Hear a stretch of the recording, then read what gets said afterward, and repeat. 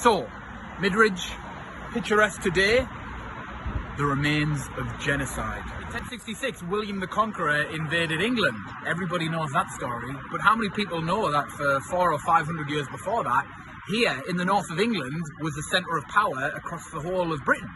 It was the Northumbrians and the Northumbrian kings who truly held the power and the wealth of the land.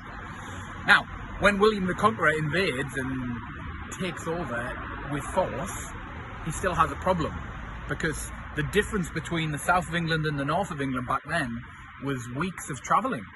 So it's not until 1069 he decides to firmly stamp his power on the north of England. And the people were very different. And so he knows that his solution has to be quite drastic. And so he launches this event, which now is known as the Harrying of the North. And here in Midridge in County Durham, we've still got the scars on the landscape of what happened. So what William does is basically wipe out, murder, around, possibly more, half of the population of the north of England. Half of the population of northern England. That was done on purpose. That was done in order to subjugate those people, and that was a genocide.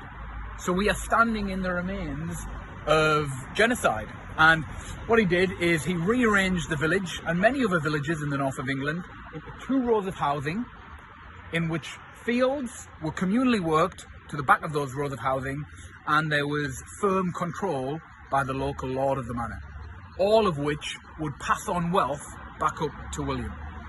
So, Midridge, picturesque today, the remains of genocide.